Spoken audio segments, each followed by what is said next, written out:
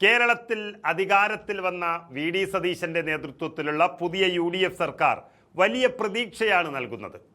10 വർഷത്തെ പിണറായി ഭരണം കൊണ്ട് മുരടിച്ചു പോയ ഒരു സംസ്ഥാനം അതീവ വേഗതയിൽ ഒരു കുതിച്ചുചാട്ടം ഉണ്ടാക്കാനും അതിനപ്പുറം പാവങ്ങളുടെ കൈപിടിച്ചുകൊണ്ടുള്ള ഇന്ദിരാ ഗ്യാരണ്ടിയും അടക്കം കേരളം സമ്പുഷ്ടമാവുകയാണ് UDFന്റെ സർക്കാർ വന്നതോടുകൂടി എന്നുള്ളൊരു ഖ്യാതി പരന്നിരിക്കുന്നു. ഇത് കേരളത്തിന് 10 വർഷം മുൻപ് തന്നെ ലഭിക്കേണ്ടതായിരുന്നു എന്നാണ് ചിലർ പറയുന്നത്. കാരണം കേരളത്തിൻ്റെ സമീപകാല ചരിത്രത്തിൽ വെച്ച് ഏറ്റവും ധിഷണാശാലിയായ ഒരു ഭരണാധികാരിയായിരുന്നു ഉമ്മൻചാണ്ടി എന്ന് നമുക്കറിയാം. ചെറിയ കാരണങ്ങളുടെ പേരിലും കള്ളക്കഥകൾ ഉണ്ടാക്കിയതിൻ്റെ പേരിലും അദ്ദേഹത്തെ പുറത്താക്കിയിരുന്നില്ല എങ്കിൽ ഇക്കഴിഞ്ഞ 16 വർഷം 2016 മുതൽ തന്നെ കേരളം ഒരു സിംഗപ്പൂർ ആകുമായിരുന്നു എന്ന കാര്യത്തിൽ സംശയമൊന്നുമില്ല. പക്ഷേ അതൊന്നും സംഭവിച്ചില്ല. ഉമ്മൻചാണ്ടിയും നമ്മെ വിട്ടു പിരിഞ്ഞു.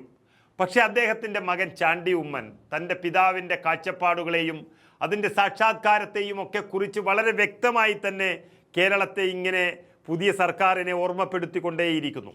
ഉമ്മൻചാണ്ടി കൊണ്ടുവന്ന വിഴിഞ്ഞം പദ്ധതി തന്നെയാണ് ഇപ്പോഴും കേരളത്തിൻ്റെ സ്വപ്ന പദ്ധതിയും കേരളത്തിൻ്റെ ചിറക് വിരിച്ചുള്ള ഒരു പദ്ധതിയും എന്ന് തന്നെ പറയാം.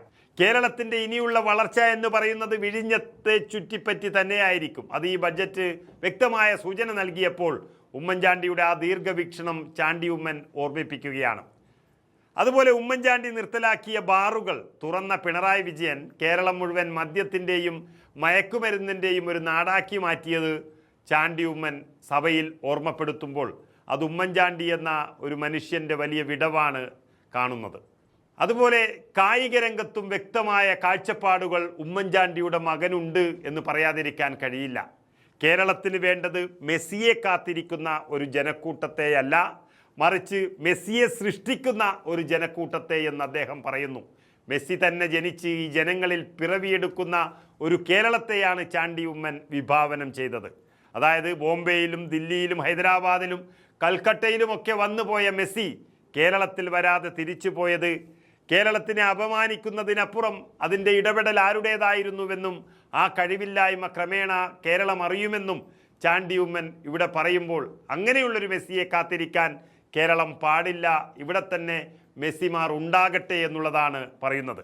മാത്രമല്ല ഉമ്മൻചാണ്ടിയുടെ പേരിലുള്ള ഇൻഷുറൻസ് പദ്ധതിയും അതുപോലെ അദ്ദേഹം സ്വപ്നം കണ്ട മറ്റു പദ്ധതികളുമെല്ലാം നടപ്പിലാക്കണമെന്ന് അദ്ദേഹത്തിൻ്റെ ഒരു പ്രതിനിധിയായി മകൻ വന്ന് സഭയിൽ ഓർമ്മപ്പെടുത്തുമ്പോൾ ആ സഭയിൽ ഒരു ഉമ്മൻചാണ്ടി സ്പർശം ഉണ്ട് എന്ന് തന്നെയാണ് മലയാളികൾക്ക് തോന്നിയിരിക്കുന്നത്. ചാണ്ടി ഉമ്മൻ്റെ ആ വാക്കുകൾ കേൾക്കാം. 16ാം നിയമസഭയിൽ ആദ്യമായി സംസാരിക്കുമ്പോൾ പുതുപ്പള്ളിയിലെ ജനങ്ങളോട് നന്ദി പറയാൻ ഞാൻ ആഗ്രഹിക്കുകയാണ്. ചരിത്രത്തിലെ ഏറ്റവും വലിയ ഭൂരിപക്ഷം നൽകിയാണ് അവരെന്നെ ഈ അസംബ്ലിയിലേക്ക് അയച്ചിരിക്കുന്നത്. ഹൃദയംഗമായ ഭാഷയിൽ അവരോട് നന്ദി പറയുന്നു. ഒപ്പം എൻ്റെ മുന്നണിയോടും എൻ്റെ നേതൃത്വത്തോടും നന്ദി പറയാൻ ആഗ്രഹിക്കുന്നു, എനിക്കൊരു അവസരം തന്നതിൽ. അതുപോലെ കേരളത്തിലെ ജനങ്ങളോട് നന്ദി പറയാൻ ആഗ്രഹിക്കുകയാണ്. UDFൽ വിശ്വാസമർപ്പിച്ചതിന്, അതുപോലെ തന്നെ UDFന് വലിയ വിജയം നൽകിയതിനും. പുതുക്കിയ ബഡ്ജറ്റ് അവതരിപ്പിച്ച ശ്രീ വി.ഡി. സതീശൻ അവർ, കേരളത്തിന്റെ ആദരണീയനായ മുഖ്യമന്ത്രി, കേരളത്തിലെ ചെറുപ്പക്കാരുടെ, വയോജനങ്ങളുടെ, കുട്ടികളുടെ, യുവാക്കളുടെ എല്ലാം സ്വപ്നങ്ങൾക്ക് ചിറക് നൽകിയിരിക്കുകയാണ്. അദ്ദേഹത്തിന്റെ ഈ ബഡ്ജറ്റിനെ പൂർണ്ണ സന്തോഷത്തോടുകൂടിയാണ് ഞാൻ അനുകൂലിക്കുന്നത്. കഴിഞ്ഞ 10 വർഷമായി സാർ ഒരു എക്കണോമിക് മോഡലില്ല, സമ്പത്തിന് സ്രോതസ്സില്ല സാർ.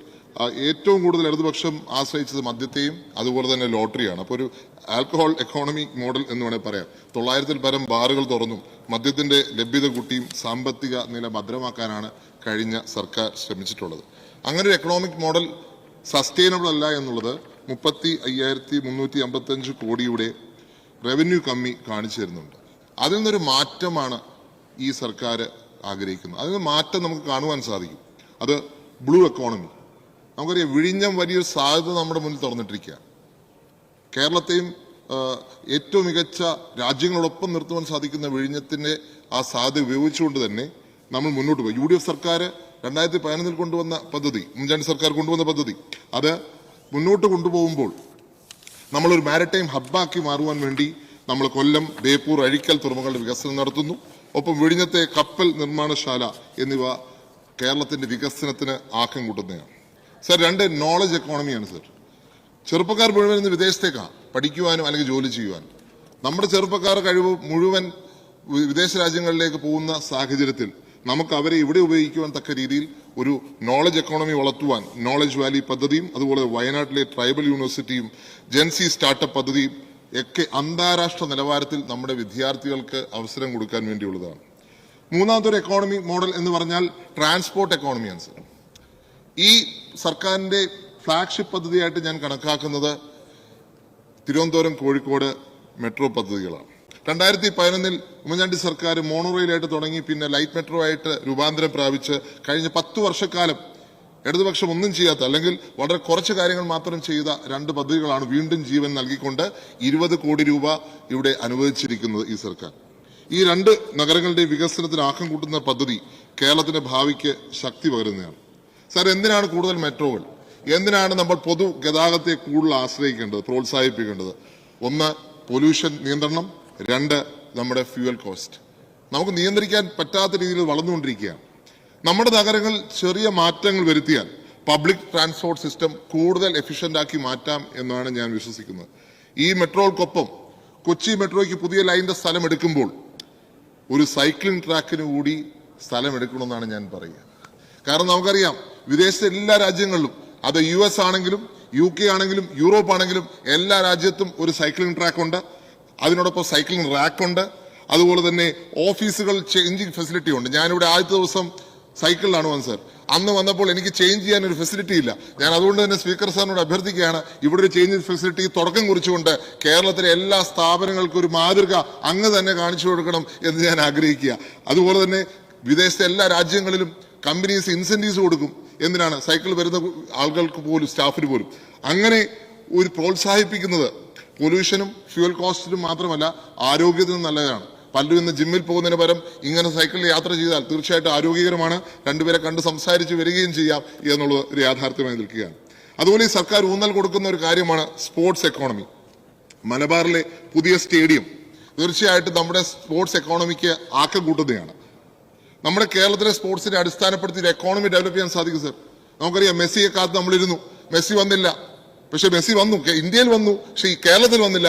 മെസ്സി വന്നത് ബാംഗ്ലൂരിൽ വന്നു, മെസ്സി വന്നത് ഹൈദരാബാദിൽ വന്നു, മെസ്സി ബോംബെയിൽ വന്നു, അതുപോലെ തന്നെ ഡൽഹിയിൽ വന്നു, കൽക്കട്ടയിൽ വന്നു, ബാംഗ്ലൂർ വന്നില്ല.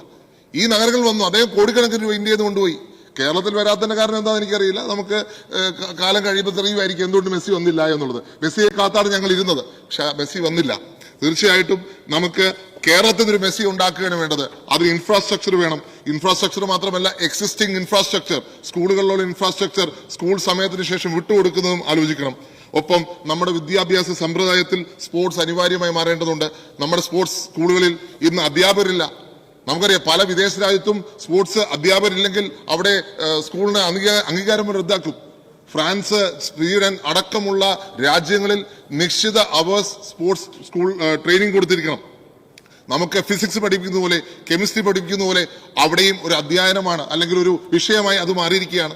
നമ്മുടെ സ്കൂളുകളിൽ അത് പഠിപ്പിക്കേണ്ടത് അനിവാര്യതയാണ്. കാരണം ഡ്രഗ്സിനെതിരെയുള്ള ഫൈറ്റിൽ സ്പോർട്സും ആവശ്യമാണ്. അതുകൊണ്ട് ഫുട്ബോളും പഠിപ്പിക്കണം, ക്രിക്കറ്റും പഠിപ്പിക്കണം, മറ്റുള്ള ഗെയിംസും പഠിപ്പിക്കണം, ഈ സബ്ജക്ട് പഠിപ്പിക്കുന്ന പോലെ. അതുപോലെ തന്നെ സ്പോർട്സ് ദിനങ്ങൾ ജപ്പാനിൽ ഉള്ളതുപോലെ തന്നെ സ്പോർട്സ് ക്ലബ്ബുകളും സ്കൂൾ കുട്ടികൾക്കായിട്ടുണ്ട്. തീർച്ചയായിട്ടും അതുകൊണ്ട് നമുക്ക് സ്പോർട്സിനെ അടിസ്ഥാനമാക്കിയ ഒരു എക്കോണമി മാത്രമല്ല, നമ്മുടെ ഭാവി തലമുറയെ കെട്ടിപ്പടുത്തുവാൻ സാധിക്കും.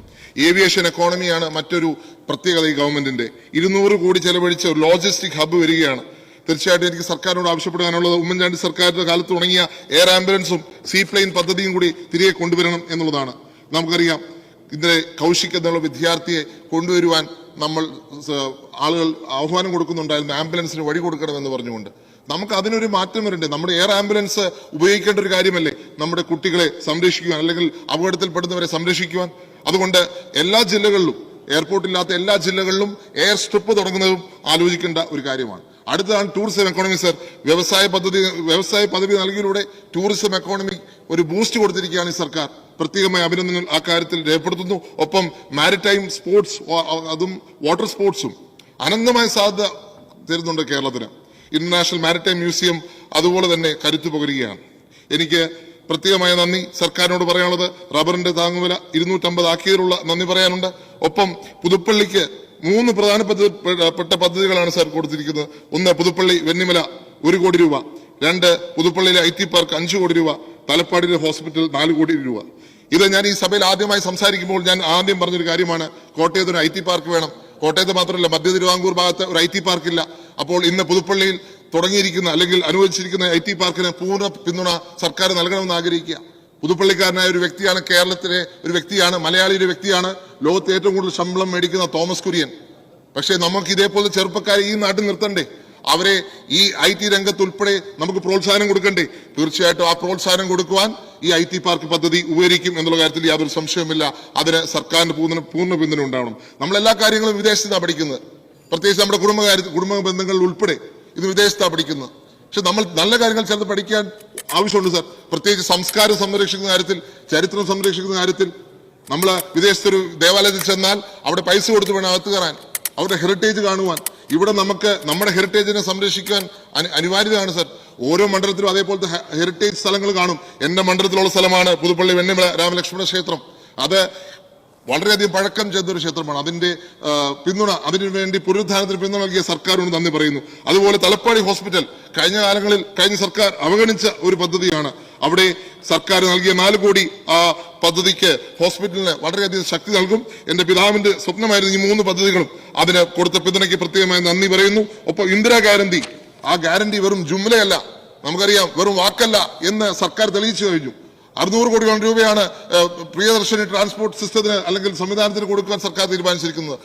10 കോടി രൂപയാണ് ഉമ്മൻചാണ്ടി ഇൻഷുറൻസ് സ്കീമിന് കൊടുക്കാൻ തീരുമാനിച്ചിരിക്കുന്നത്. അങ്ങനെ ഈ പദ്ധതികൾ വെറും വാക്കല്ല, അത് നടത്താൻ വേണ്ടിയാണ് സർക്കാർ ഉദ്ദേശിക്കുന്നത് പറയുന്നു. അങ്ങനെ ജനങ്ങളെ പ്രതീക്ഷയ്ക്കത്ത് ഉയരുന്ന ഈ സർക്കാരിനെയും ഈ സർക്കാർ അവതരിപ്പിച്ച ബഡ്ജറ്റിനെയും പ്രത്യേകമായി പിന്താങ്ങിക്കൊണ്ട് അതിനായി മുഖ്യമന്ത്രിക്ക് അഭിവാദ്യം അർപ്പിച്ചുകൊണ്ട് ഞാൻ എന്റെ വാക്കുകൾ ചുരുക്കുന്നു.